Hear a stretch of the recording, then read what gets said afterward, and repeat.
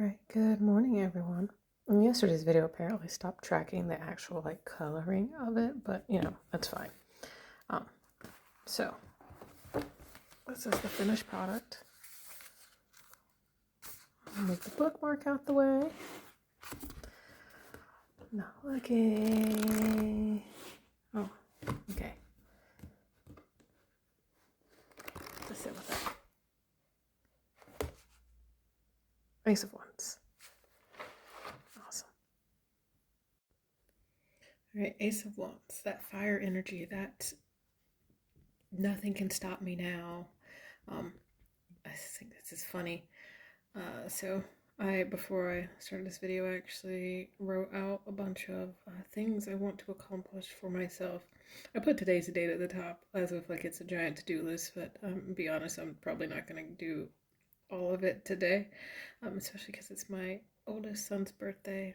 It's just wild to think that I have adult children, but it is kind of where, it's not even kind of, it is where I am in my life right now, is seeing all the things that I want to do and accomplish, because I am at the point where my children are pretty much grown. My youngest is a teenager, and she's finding her own way, and I'm there to support. But your world changes as your kids get older. They still need you, but they need you in different ways, and that frees up a lot of space to really think about what it is you need from you now that your role is shifted, and it's not necessarily less involved, but there is more mental capacity to really examine who you want to be in this next phase of your life. And that is something that I am working on, and using this platform and my website where you can see all of my writing. Well, not all of it. Not everything goes on there. Some stuff I keep because I want to release it at some point in time in a book. But really actually using my creative brain for more than some corporations or companies fucking desires. And building something that matters to me, that feels authentic to me, and working towards that. And there is this spark as I look at 40, as I look at my adult children who are finding their own ways. I feel immensely blessed to have survived all of the bad days that have come before, and absolutely fucking pumped for what's coming next. And even as the world feels like it's burning and everything feels bad, I have had nearly 40 years on this planet to know that none of it lasts forever. The good doesn't last forever, and the bad doesn't last forever. It ebbs and it flows, and we have to give in and flow with it, because if we try to flow against it, then it just turns into fucking chaos. But at the same time, we have to hold on to that spark that keeps us going through the bad and allows us to make the good really fucking amazing. So, as we embark on this Tuesday and the sun is shining outside, find that spark. Don't shield yourself from it. Don't turn away from it. Look at it and see what it's calling you to do. And it's gonna be terrifying. I am absolutely scared of putting myself out there, because I have had a lot of people in my life tell me that some really horrible things. I have heard some really horrible things in my life from people who were supposed to fucking love me, and it makes me scared and doubt what I'm capable of. But sometimes the bravest thing you can do is look at that spark inside of you and be like, that's right, that's mine, and then let it burn. So I challenge you to let that bitch burn, and have a wonderful day. All right, it is time. I went for a walk after breakfast this morning, so this is later than I have been doing it, but The walk was lovely. So this is yesterday's. Put my glasses out of the way. Oh. All right. This is yesterday's. Now, bookmark out of the way. And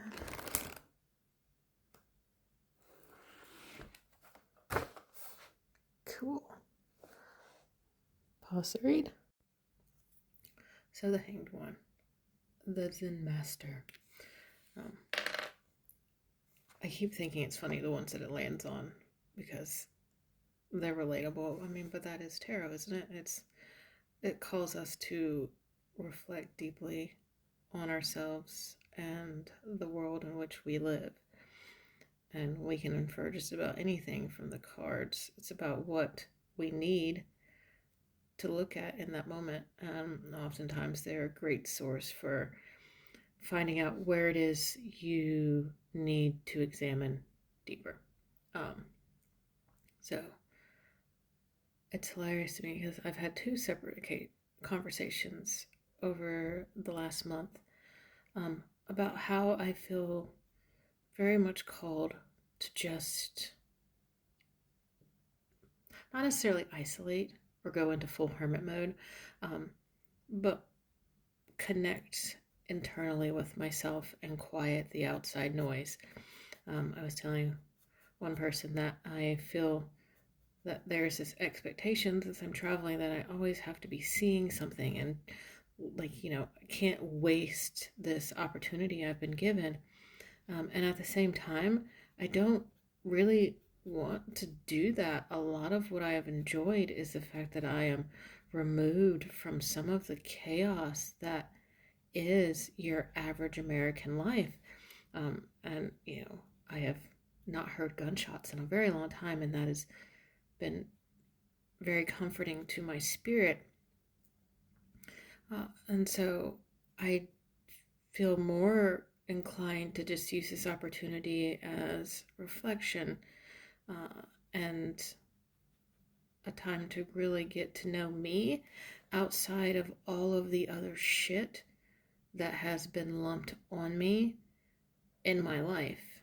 I was telling another friend very similarly, I feel like I'm not supposed to be out and about. I feel like I'm supposed to be focused on myself and my internal world and what life will look like for me in the coming decade. Yes, I still have all of my responsibilities and things that I have to take care of, and there's always something, but like the Hanged One says, you have to look at those things that you can set aside, even if people feel some kind of way because you're centering your self-care over their wants.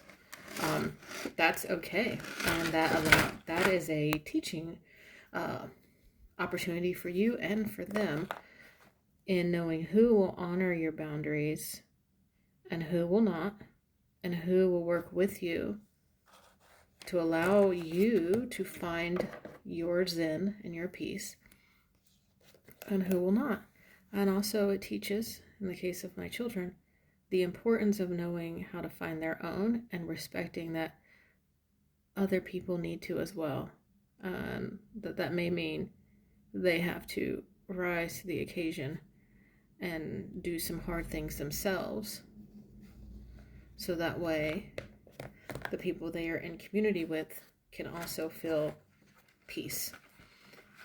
So I fight to get another marker out, and you approach this Wednesday, which is also interesting because in the States tomorrow is Thanksgiving, and so people may feel compelled to spend time with people that they don't necessarily want to spend time with, people who disrupt your peace. My challenge to you is, if you find yourself in that situation where you feel like you have to go be around these people, you have to show up, you have to entertain that phone call, I challenge you to just say no. If it isn't going to bring you peace, if it isn't going to allow you to really connect with you, if it's going to take you out of a safe space and push you into toxicity and push you away from your own growth and your own well-being, then just say no and stay the fuck home and eat a goddamn TV dinner if you need to in peace. But center your peace, because we don't have to keep performing for people who don't. We're allowed, like the hang one, to just hang out and feel the zen. So I challenge you to do the hard thing that lets you feel the zen. Until next time, have a good day. All right, so my turkey is in the oven. So now, first show you yesterday's. Hanged one. So pretty. All right. Now, the world. Pause to read. All right, the world. So every time I see this card, it feels like a personal attack, but in a good way, because my big three, sun, rising, and moon, are featured on it. And I'm just kind of like, okay, cool. Thanks for calling me out. I needed to hear that. But the world deals with that sense of inner and external peace. You have balanced the things, you have done the hard stuff. And it's a reminder that, hey, you did the thing and you should enjoy what you've accomplished and the level of self-love that you have given yourself, even when it wasn't easy. And the lessons that came in order to get you here may have sucked, but hey, check it out. You're now like one with your world. That's always great, but like the stuff that gets you there sucks balls. And so it's like, yay, but also that wasn't fun. I think it's fitting. As one of the things I've mentioned before is working on feeling my feelings, because I am not a person who has done that. There was a lot of things in my life that made sure that I kept my emotions bottled up. A lot of experiences where I did show emotion and it was met with violence, and so I learned to just bottle it down and move on. I got really, really good at it, scary good at it, to the point where I have been called a robot by people, because I just don't feel. I just move on, because who has time for that? Life has taught me if I try to feel, somebody will reward that with a strong hand. So I didn't.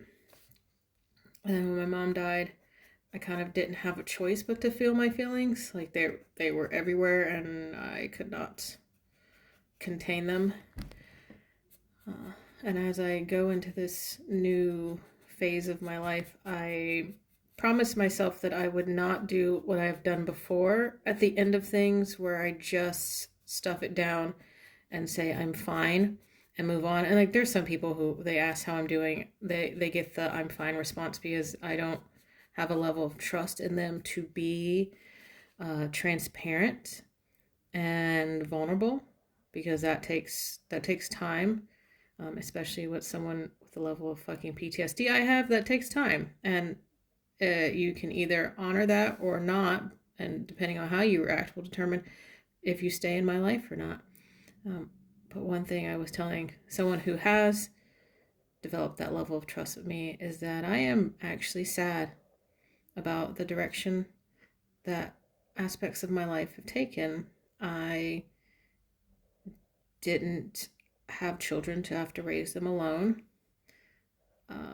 but I was picking partners from a place of a father wound that I never really addressed, and so I ended up with what I ended up with. And my initial thought is it makes me angry, but when I get past that, past the rage, which is justified and valid, I get to the heart of it, which is the sadness and the disappointment and that little voice that says I'm not enough, that other people have planted and I have to learn to get past. And the world card is like a reminder that, hey, you're doing the hard things you're blending the internal and the external in a way that's healthy and allows for growth. And you should take some time to really appreciate all of the uncomfortable, hard shit you are doing. And so, as I finish up this and bounce back and forth between the kitchen, so my challenge to you is to look at all of the hard shit that you have gone through. Like, you have survived every bad day so far. And that is something to be celebrated and be thankful for. This is a day we're supposed to be grateful, right? So take some fucking time and be grateful for all the shit you got through that helped you realign and focus on you and love you better. And until then, or until next time, y'all have a good day and enjoy your food. Hopefully, for the Americans, your turkey is not dry. All right, I have cleaned all of the remaining dishes from yesterday. I got a nice shower, and now I'm ready to color.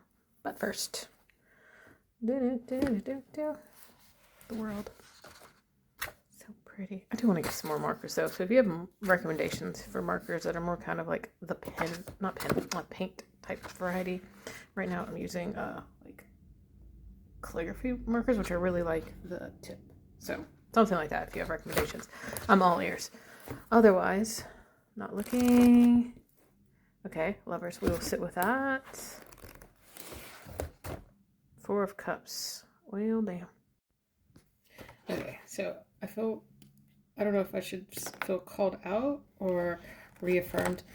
So, like I said, I was doing dishes this morning. And because I cleaned as I went yesterday when I was cooking. But then after I put all the food away, I was like, screw this.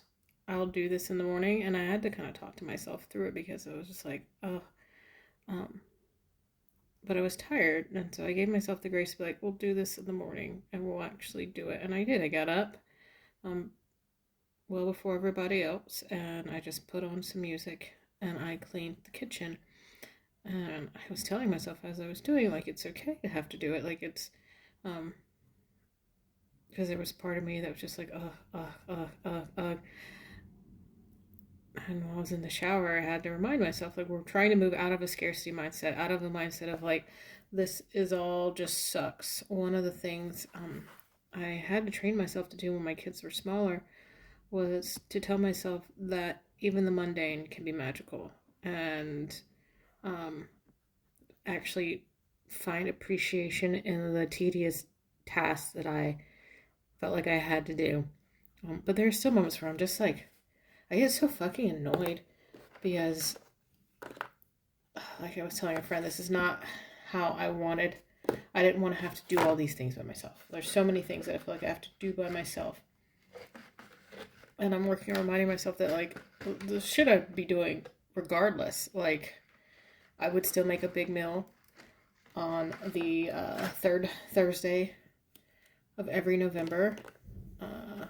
And I would still want to do all these things that I do. I just have to include other people in my planning or in stuff like that. And it's very easy to just feel like all of the things are stacked against you. Especially as I wait to hear back on this job. And it's just kind of like, oh my God, how is this going to work out? And reminding myself over and over again that there is always enough. I always have what I need. And it's real easy to just sit there and pout and fall into this trap of feeling defeated when I know from my life experience that I'm going to be all right. Literally, my daughter and I were out the store a couple months ago. Well, maybe 3 months ago. And we were somewhere where it was not expected to hear rap music playing. Especially in English. And sure as shit, over this guy's like speakers is the song We're Gonna Be Alright. And I'm just like, yeah, we are. And I have to remind myself a lot that it's really easy to just be like, I'm over it and want to give in and give up. But I know that life flows, and it flows into good and it flows into bad and back and forth. And the good times help you appreciate the bad times, and the bad times help push you and propel you towards the good. Um, and it's one of those things where sometimes we have to deliberately be like, yes, the world is on fire and I'm tired and I don't want, and then give ourselves the grace to be like, okay, what is it that I need in this moment to move past this and feel okay to move past it and not linger on it and not wallow in it. One of the things I've been doing a lot of is more poetry, which I haven't done in a very long time, to help me process my most recent relationship. Because I don't want to dwell on it, but even as like I'm writing it, I have to remind myself that like, okay, it's okay if you don't ever get closure on these things that happen to you. It's okay if like this just goes out into the ether on your page and you know, and that's just it. All of those things are okay. That takes a lot of reworking of one's brain, and it's not always a fun and enjoyable experience, but it's what I'm doing. And so as I finish this coloring page, before I go work on something else that is going to be fun for me, I challenge you to just kind of sit with the ways in which you're letting your brain tell you that it's all bad. Find the cups that are worthwhile and address the ones that aren't. But try not to wallow, because it doesn't actually help you. It's just exhausting in the end. And on that, I hope you all have a wonderful Friday. And stay your asses at home. We're not supposed to be shopping today. Okay, bye. All right. It's like afternoon time because I slept in. Apparently I needed it. But let's get started.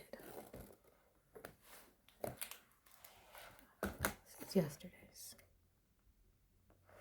Like I said the other day, if you have marker recommendations, this is currently what I use. I can go ahead and just slide those into the comments. And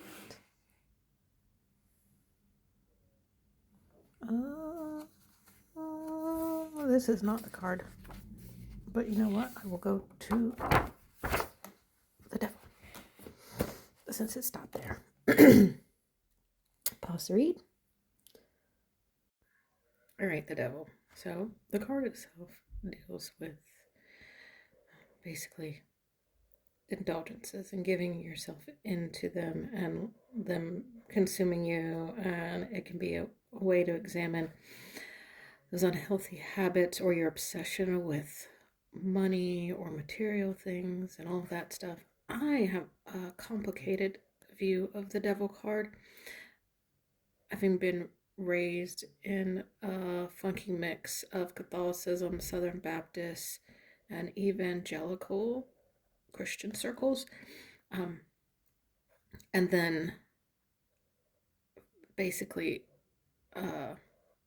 breaking out of that and looking at it objectively and doing a lot of reading, I come to see that the devil, what we know to be of the devil, is very much a creation of Christianity to keep people under control. If you're scared of going to hell, if you're scared of this thing that's going to punish you, then you are easier to control, because then they can dictate what is sinful and what isn't based off of their long-term goals and desires for what they want. But when you actually look at the Bible, like the books that haven't been removed, the devil really isn't the bad guy. And so I have a hard time when I see this card, because yes, it's supposed to be about, oh, the evil, demonic stuff, but that feels so much like Christianity seeping into pagan practices, and I know like there is some overlap because stuff is stolen and stuff is like, all that stuff. But for me, as I re-examine my beliefs, I have a hard time seeing the devil card as a warning sign, especially when I look at where my life currently is, and I'm like, I don't have uh, many indulgences. I do a little scrolling more than I should, um, and I understand why I'm doing that. It's because I'm grieving, and it lets me just kind of shut off my brain, and I'm putting things in place to address that. Uh, but the devil isn't necessarily bad. Misunderstood, I think. I think there's a lot that can be learned from a being that we're told punishes those who do wrong and who encourages us to give in to those things that make us human. Why would we deny ourselves the things that make us human? Obviously, don't be a dickhead about it. But at the same time, is it so wrong if it's not harming anyone and it brings you joy to be like, I'm going to do this thing? And that's okay. So as we go forward into this Saturday, which is almost like halfway over, but whatever, I actually sit with the ways that you've internalized Christian messaging and how that's impacted you. Because how can a guy who actually punishes people be the bad guy? Just food for thought, But anyways, until next time, y'all be easy. All right, so last day of the month. My body is definitely wanting to go into hibernation mode. As we approach December and the start of my cycle. So interested to see what we get today, but this is yesterday's.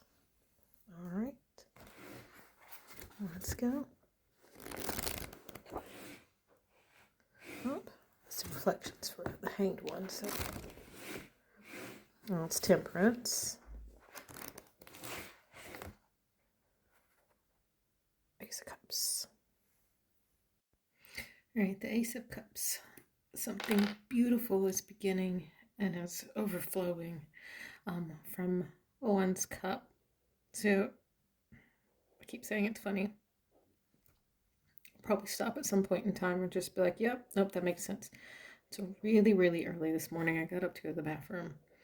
I laid back down and I heard like a croaking, calling type sound, indicative of like a raven. And then it was followed by a goat sound. It was very, very strange. Lots of animal noises, but they were clearly emanating, get the word out, from one bird.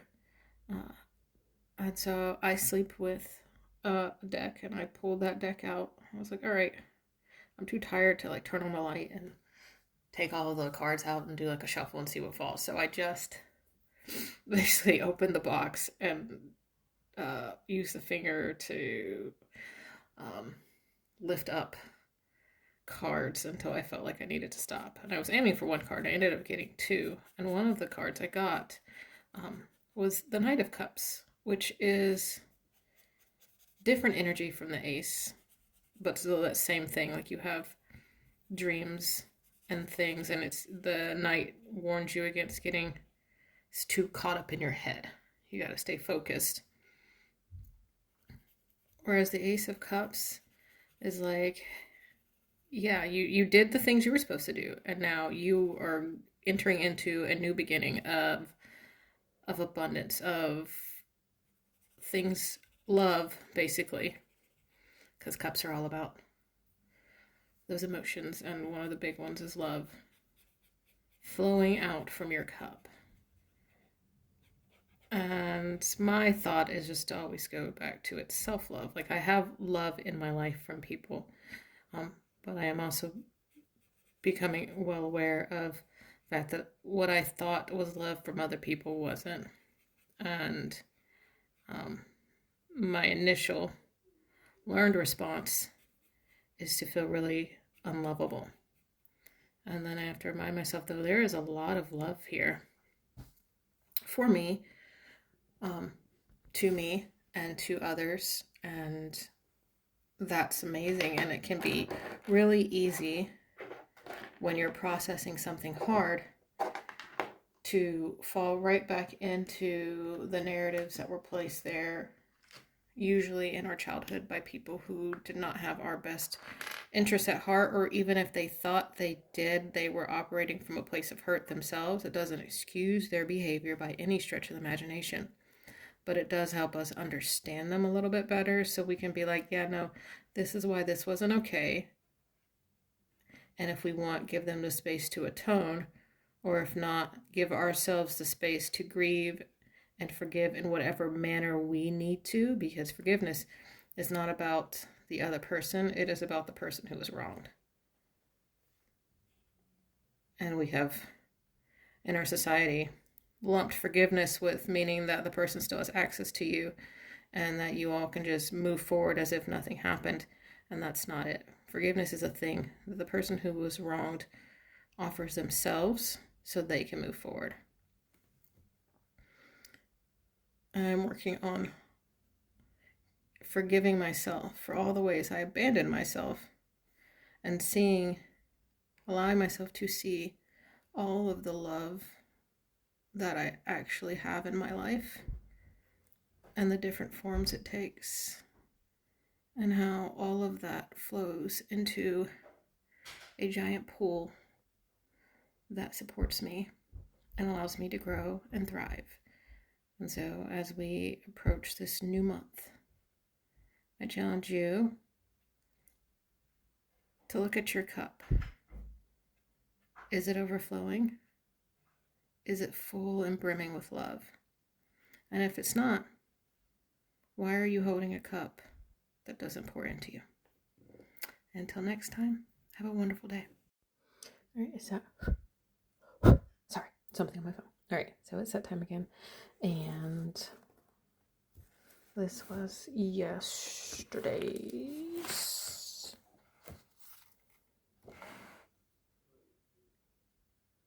Ace of Cups. Now, deep breath out and justice. And pause to read. Right, so justice. What is right? What is wrong? And what is right and what is wrong for ourselves? Sorry, I hit the wrong button trying to manage the thing. So what is right and what is wrong, but not necessarily just what is right and what is wrong for the world, but what is right and wrong for us. And looking at this through the lens of my current lived experience, justice is more of me looking at, am I living authentically in my truth? Or am I sitting as a bystander, not actively ensuring the scales are balanced?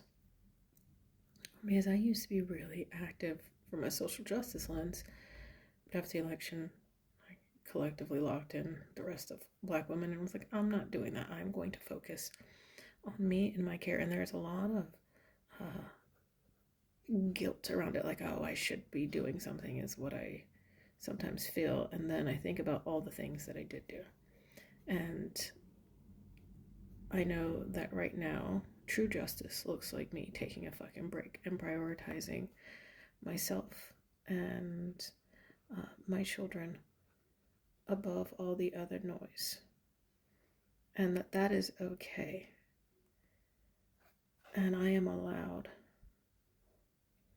after years of fighting and screaming and begging and pleading and trying to meet white people where they are and making excuses for them and letting them into my personal world in hopes that they can be led to water and actually drink. Now I'm at a point where I'm the justices, they need to drown, and I don't need to drown with them.